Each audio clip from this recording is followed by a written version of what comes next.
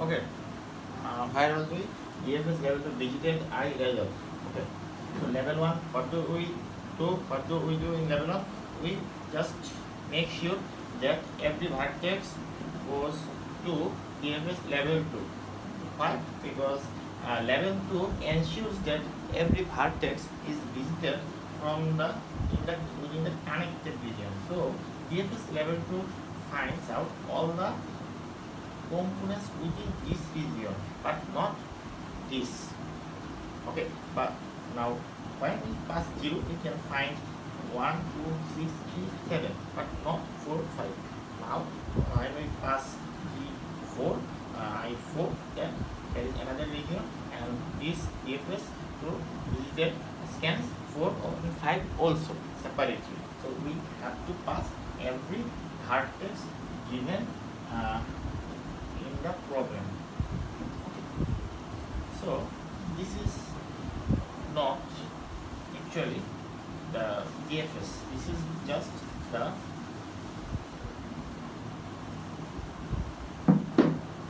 preparation for DFS. Okay, level 1 is understood.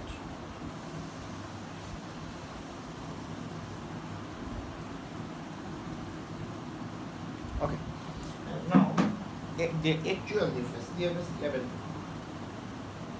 Define DFS level 2. What we need? We need visited. We start from a source and we need result. We can see, so as the source, we think visited source.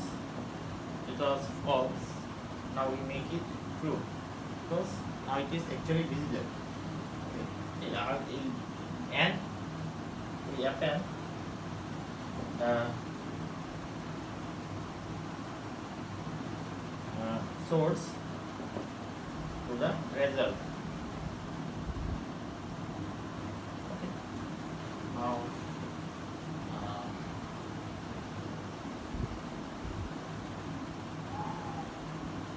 this was 2, this was 0, this was 7,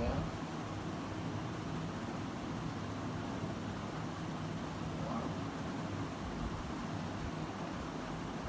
6,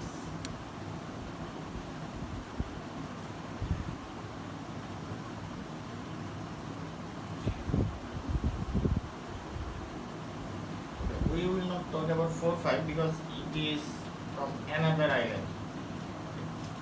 For n in adjacency list of what? Source. What does this cover? This is the source. Suppose source is 2. Now from 2, 0, 1, 7, 6. So it scans 0, 1, 7, 6. So n is 0, then 1, then 7, then 6. Okay. So for n in adjacency list, so if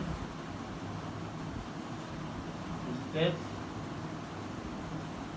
n were false, if the edge is not visible, then we again pass DFS level 2.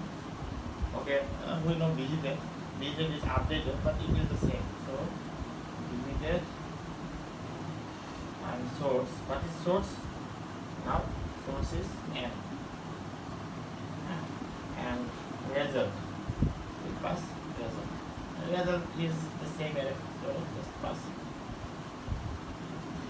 Now every time what is happening? First it goes to 0 and 0 to 2, then just recursion. And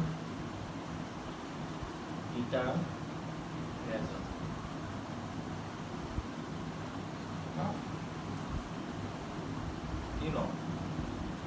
attempts result, and so this is done for 2, and it visited all the visited vertexes are visited.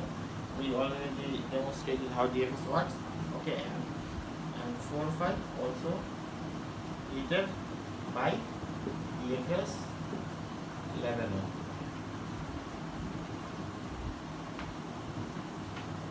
That's it. Our code is done.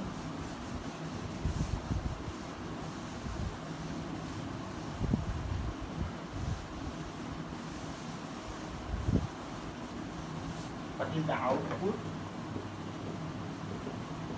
Output is a list. This is the list. First 0. I don't know how it calculates. Plus 1, then 2, then sorry, why I am talking about this? 0, then 2, then 7. So 7 is popped from the stack, then again 1, no 1 popped. Okay, so then 6. 6 popped, 2 popped, 0 has 3, 0 popped. There is 4, 5, another session 4. This is the output.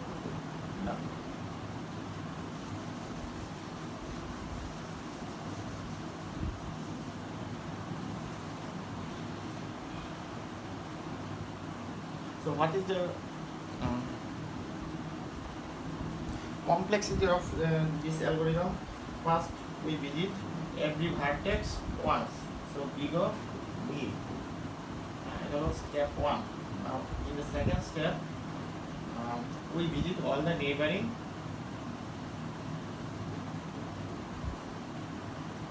edges, all the neighboring edges. Then neighboring edges.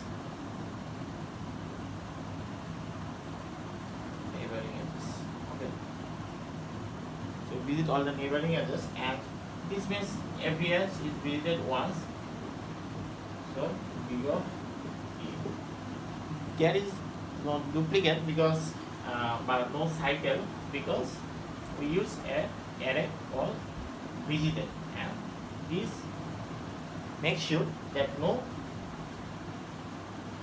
recursion is done twice. Okay, so total time complexity big of vertex plus edge.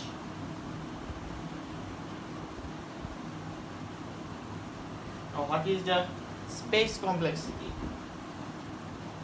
So time complexity now. What is space complexity? Space complexity. First we visit, there is an array called visited. How much space it takes? To the big of B, or we can say exactly B. Now what is the maximum recursion? This is a recursion. So like here, there, here, then stack. So stack first holds this, then this, then this, and then it pops this, and these two are contained.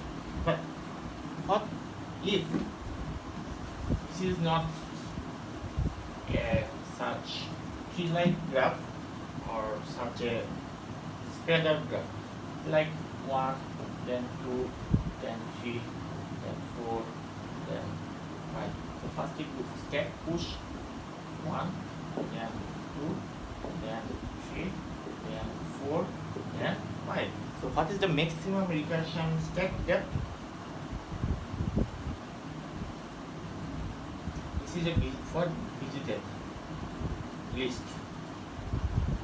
and big of B is the max. Okay, for recursion stack. Okay, so total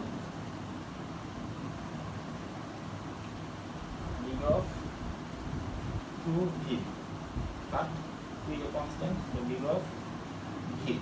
This is the space complexity. Okay. And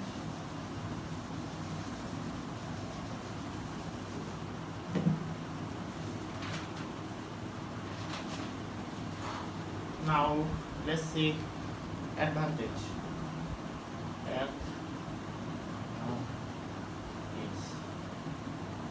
first of all, it is memory efficient because it takes big of V. Now is memory efficient.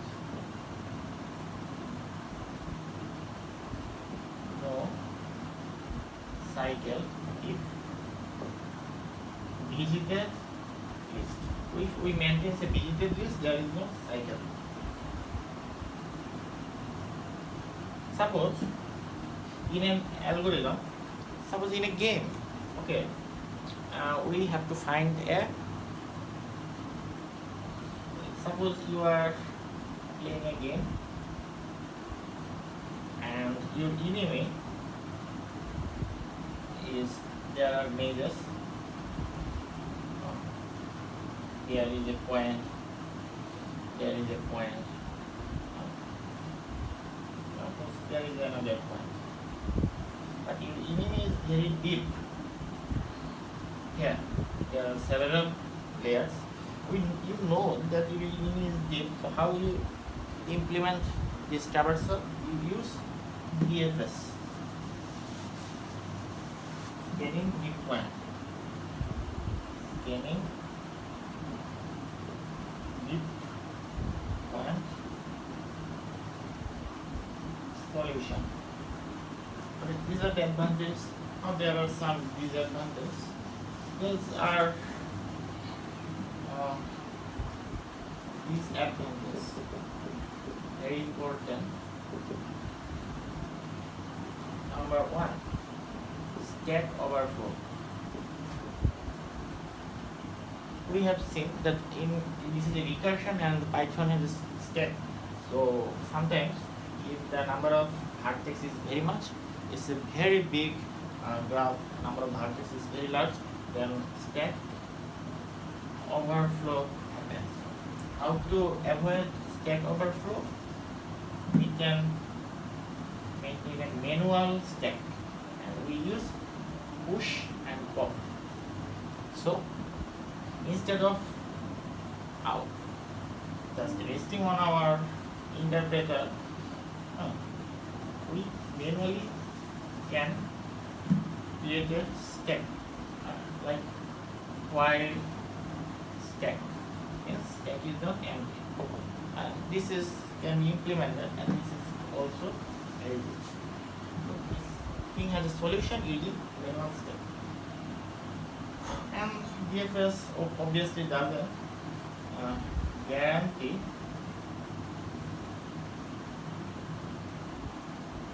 shortest path.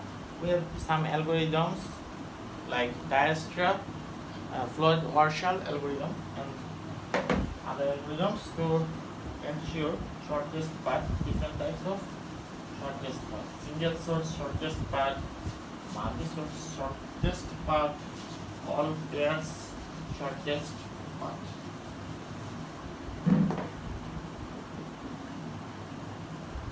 Thanks.